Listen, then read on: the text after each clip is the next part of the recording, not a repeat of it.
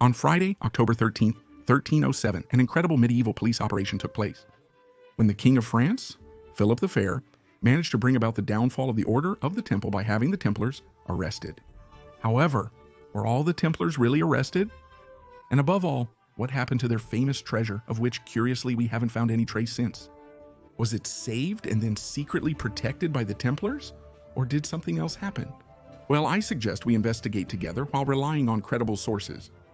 To get back to the investigation I'm proposing today, it's a recent synthesis based in particular on the excellent work of Jean Favier, who is a historian generally favorable to Philippe IV the Fair, and Alain de Murger, who is a historian generally favorable to the cause of the Templars, completed by the recent work of the medievalist Xavier Ellery.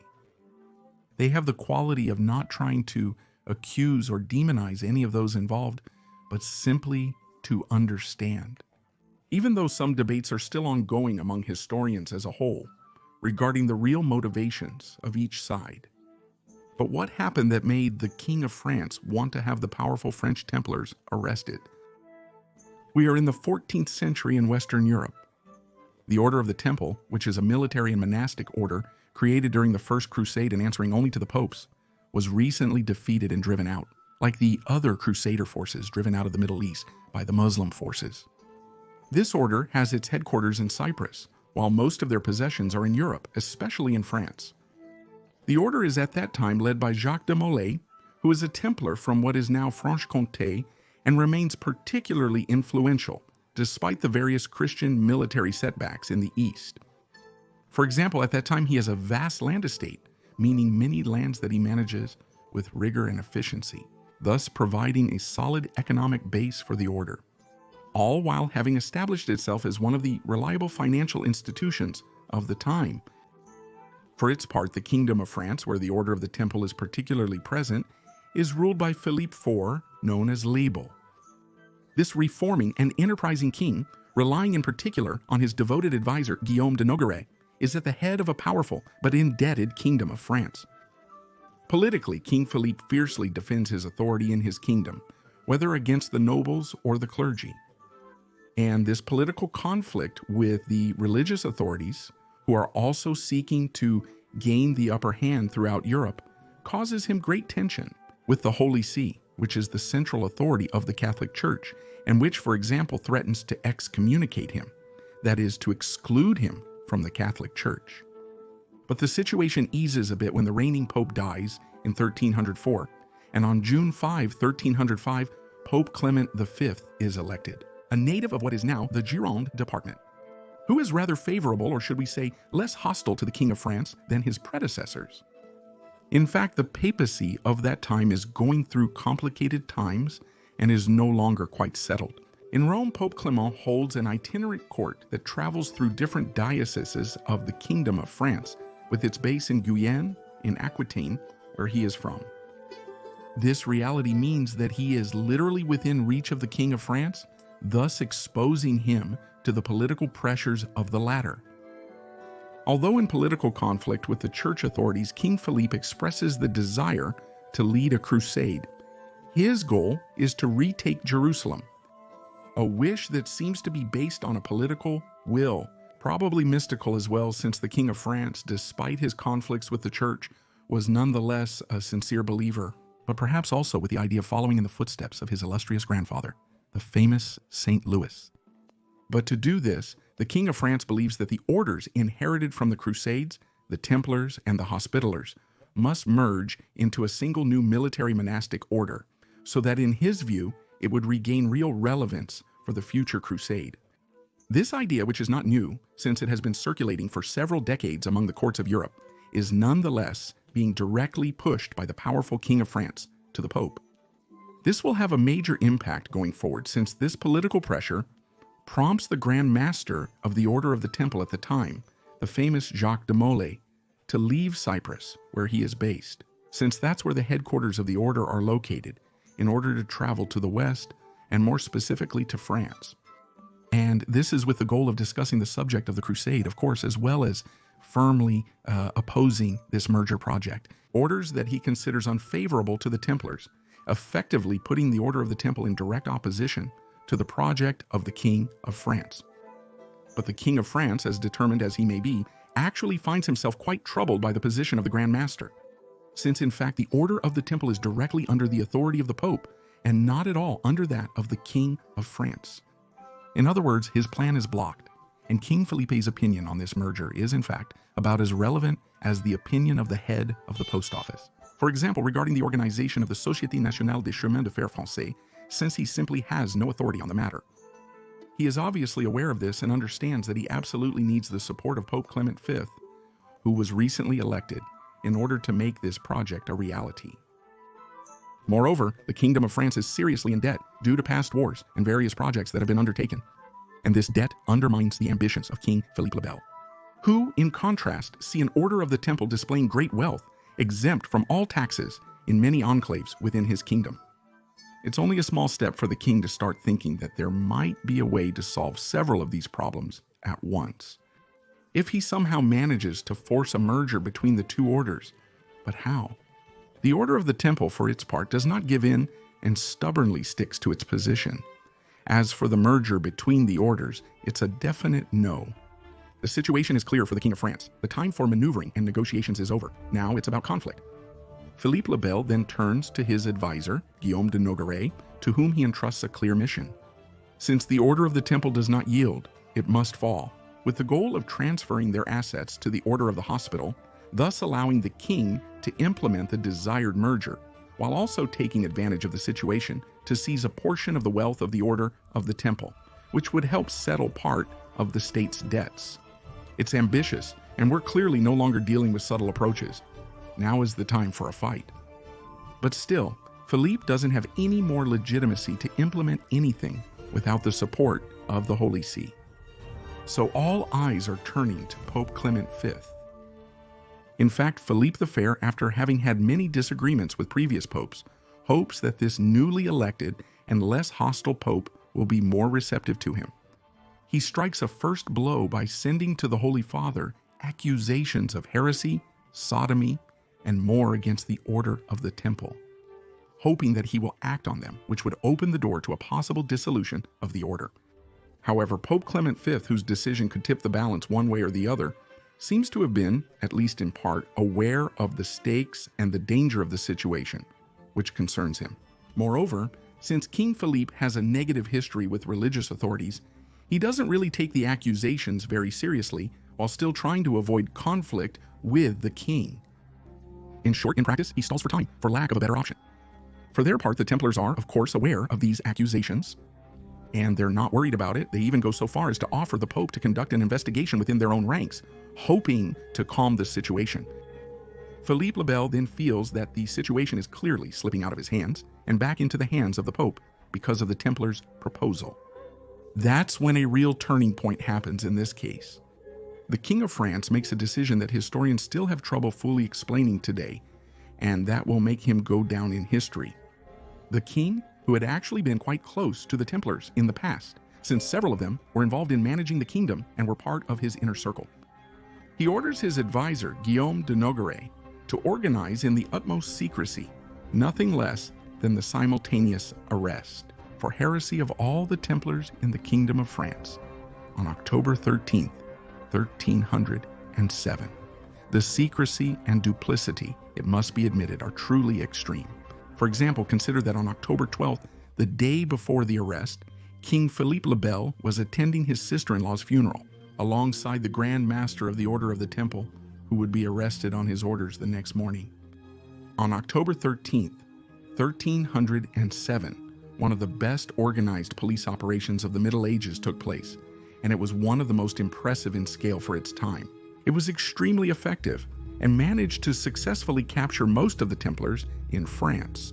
They could only respond to this surprise arrest by trying to defend themselves with force.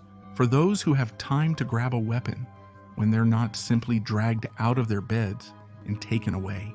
The Grand Master of the Order is among those captured, even though he was only in France temporarily, as we saw a little earlier. Their torment is only just beginning. Following their arrest, the Templars are subjected to brutal torture sessions, aimed at making them confess to crimes, whether they actually committed them or not. and many of them confessed to having committed acts considered heretical, even forbidden by the church, although most modern historians consider it highly likely that they did not commit these acts, or at least not all of them, or that these may possibly be distortions of practices that actually took place. The Pope thus finds himself faced with a fait accompli. His strategy of delaying, as well as the olive branch that was the investigation, have both failed. And the King of France holds the Templars, as well as their leader, whom he forced to confess to acts that the Church cannot decently tolerate. All this while spreading his confessions throughout Europe to put pressure on Clement V. So what can the Pope do in this situation? The blow is hard, but the Pope is not without resources. In order not to lose face and to try to regain control, Clement V strikes back hard. He chooses to align himself with the king's position, then orders the arrest of all the Templars in Europe. And here you might think it's a strange strategy since he's basically landing a heavy blow on his own order, the temple, which the King of France has just dealt a heavy blow to. So why? Well, actually, it's not so foolish, since the Pope's goal is to take control of the trial of the Order of the Temple, which has become inevitable after King Philippe's forceful action and the confessions extracted from the Templars under torture. On the contrary, this move would allow the Pope to regain control by shifting the trial under the ecclesiastical authority that he oversees, and thus to best protect the Order of the Temple and its possessions, which are found all over Europe. This intervention makes it possible to place the trial and the Templars' assets under ecclesiastical control, that is, under the Church, France being the exception, and not under that of the local rulers, who are beginning to want to follow the example of the King of France. We then witness a real political and diplomatic showdown between the King of France and the Pope. Each side takes risks and maneuvers that on several occasions completely reverse the situation. The Pope takes the lead again, then it's Philippe's turn, in a back and forth that leads to an uncomfortable compromise, which in reality allows the King of France to achieve his goals.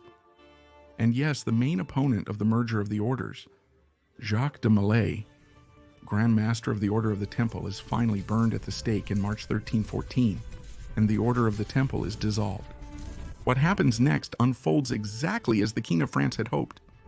At the end of this painful process, which lasted several years, the Templars' assets are handed over to the Order of the Hospitallers. But it's not free.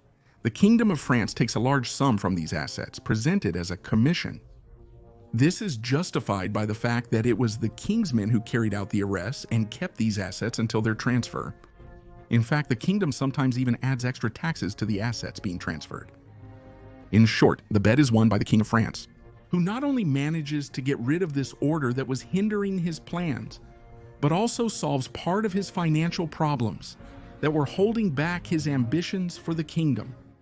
The legendary Order of the Temple, known for its feats of arms, as well as its major political, economic, and military role during the Crusades, thus disappears from history to enter into legend.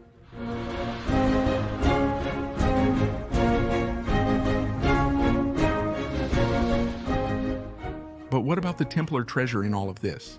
And deep down, what are we really talking about when we mention the Templar treasure? Well, we're essentially talking about the treasure of the Temple of Paris, which is not the headquarters of the Templars, that's in Cyprus, but it is still a major place for the order. And that's for a very simple reason. The commanderies located in Europe all had to pay a share of their income, which converged at the Temple of Paris and its keep, before then being used for the needs of the order. A rumor says that the Templar treasure disappeared on the evening of Thursday, October 12th, 1307, the night before the arrest of the Templars in France. But what is the truth? Historians Jean Favier and Xavier Larry throw cold water on this persistent rumor, since the treasure of the Temple of Paris was, in all likelihood, simply seized along with the rest by the men of Philippe le Bel.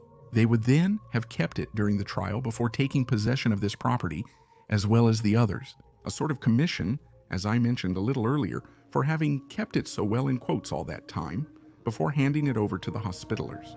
However, Malcolm Barber and Alain de Merger specify that there really was. Some Templars managed to escape the police operation in the initial arrest, but a significant number of them were eventually caught later on, despite their efforts. However, they also share that it is highly unlikely that these few fugitive survivors did anything other than what was necessary to remain as discreet and invisible as possible. effectively ruling out wandering through open country with a heavy procession of carts filled with gold, even if hidden, which inevitably requires corresponding logistics and simply has no chance of going unnoticed while the order is being hunted. As you can see, when you dig into the subject, it seems clear that there simply was no Templar treasure made up of gold coins and other riches, leaving Paris in time to escape the king before disappearing into the wild. That's even less likely since the main treasure of the Templars, as an institution, was not in Paris, but in Cyprus, where their headquarters was located at the time. That treasure was also seized by the King of Cyprus, Henry II of Lusignan. But then why this rumor? Is there really no truth behind it at all? Well, of course, there's no smoke without fire. The historian Alain de Murger suggests two origins for the emergence of the legend of the Templar treasure. First of all, the intentions of the King of France, Philip the Fair, have often been marked by greed, and this has been the case since the 14th century. It now seems accepted not only by Alain de Murger, but also by Jean Favier, that his real motivations were mainly political and ideological. The King of France was then engaged in a general effort to strengthen royal authority.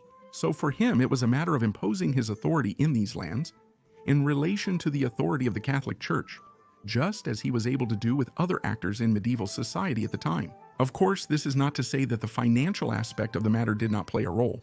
It's clear that it was one of the factors that mattered. Given the kingdom's finances and what was put in place to get the most out of the situation. But it seems, on the other hand, that this was not King Felipe's main motivation. The second cause of this rumor is related to the fact that there were indeed a small number of Templars who managed to escape the Great Arrest of October 13, 1307, as I mentioned a little earlier. These survivors, by their very existence, contributed to the idea that they might have slipped away with a treasure worthy of the reputation for opulence that was then associated with the Order of the Temple. Then, a vague and unreliable testimony from a subordinate Templar was enough to start the rumor that these few lucky ones, who were absent at the time of the arrest or managed to escape, might have set sail, with 50 horses allowing them to carry away a fabulous treasure worthy of the reputation of the Order of the Temple.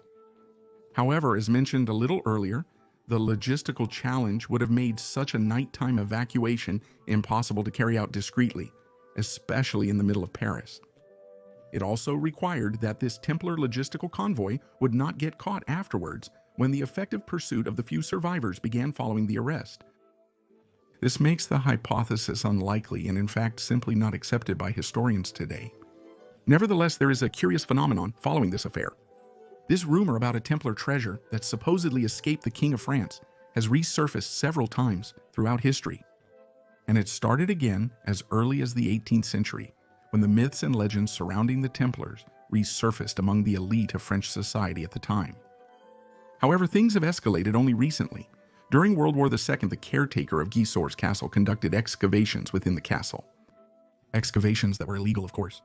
After several years of unsuccessful excavations, it was in 1946 that he claimed to have come across an ancient chapel beneath the castle, where mysterious chests were also said to be located. Much later, in the 1960s, the journalist and writer Gérard Desèges hears about this case and takes up the subject, weaving an entire story around it without much scruple. By linking it all to the Templar in his book, The Templars Are Among Us, The Enigma of Gisors, this book will simply ignite the interest of the French.